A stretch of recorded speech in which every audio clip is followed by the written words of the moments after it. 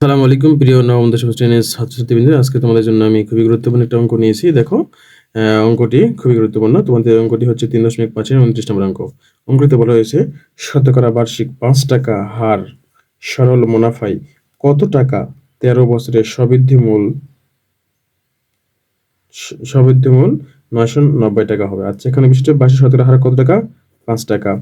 কি মুনাফায়? সরল মুনাফায়। কত টাকা মানে এখানে টাকাটা দেওয়া নাই, ধরলাম পি টাকায়। ১৩ বছরে সবৃদ্ধিমূল বলতে কি?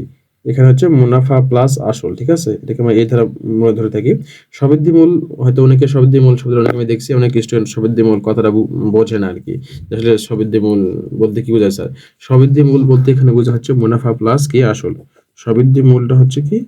মুনাফা প্লাস আসল, এটাকে একত্রে কি বলা হয়? সবৃদ্ধিমূল বলা হয়। তাহলে এখানে সবৃদ্ধিমূলটা আমার দেওয়া আছে, অর্থাৎ মুনাফা সাথে আসল যুক্ত হয় যে টাকাটা সেটা দেওয়া আছে এখানে। দেন সময় দেওয়া আছে, কত বছরের সবৃদ্ধিমূল্য হয়েছে ৯৯০ টাকা সেটা দেওয়া আছে ১৩ বছরে। এবং কত টাকা হারে, শতকরা ৫ টাকা হারে, ৫% হারে। ওকে, সে কত টাকা সেটা আমাকে বের করতে হবে, অর্থাৎ আসলটা আমাকে বের করতে হবে। তাহলে এখানে যেহেতু সবৃদ্ধিমূল্যের সূত্র দেওয়া আছে, আমরা জানি সবৃদ্ধিমূল্যের ক্ষেত্রে, সরল মুনাফার ক্ষেত্রে সবৃদ্ধিমূল্য আমরা জানি কি, যে A = P × 1 + NR। হ্যাঁ, তাহলে এখানে P হলো আসল, N হচ্ছে বিনিয়োগ সময়, হ্যাঁ, আর হচ্ছে মুনাফার হার। ওকে, তাহলে এখানে মনে করি যেহেতু আমরা মূলধনটা চেয়েছে, মূলধনটা আমরা জানি না, মনে করি মূলধনটা কত টাকা? P টাকা। মূলধনটা কয় টাকা? P টাকা। এবং আমাদের দেওয়া আছে বিনিয়োগ সময় n = 13 বছর, n = 13 বছর, এই যে n = 13 বছর দেওয়া আছে। মুনাফার হার দেওয়া আছে কত টাকা? ৫ টাকা।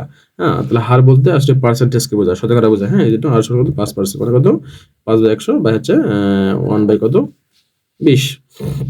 ওকে, তাহলে অপরদিকে আর কি দেওয়া আছে? যে মুনাফা আসল দেওয়া আছে ৯৯০ টাকা। তাহলে মুনাফা আসল বা সবৃদ্ধিমূল, এটাকে আমরা এই ধরি, এই সময় কত? ৯৯৯ টাকা। তাহলে যেহেতু এখানে আমরা লিখলাম কি, যে মুনাফা আসলে সূত্রটা আমরা লিখলাম কত? A = P × 1 + NR।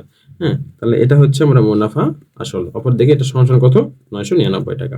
তাহলে এখানে আমরা যে তথ্য দেওয়া আছে সেই তথ্য অনুযায়ী যে মুনাফা আসল বের করি, তাহলে ৯৯৯ টাকা সমান এর মান হচ্ছে ৯৯৯, এই যে এর মান হচ্ছে ৯৯৯, আর এখানে 1 + NR এর মানটা বসে দিব। তাহলে এখানে হচ্ছে কত বছরে ছিল? ১৩ বছরে ছিল। n হচ্ছে ১৩ আর r হচ্ছে 1/20, ঠিক আছে?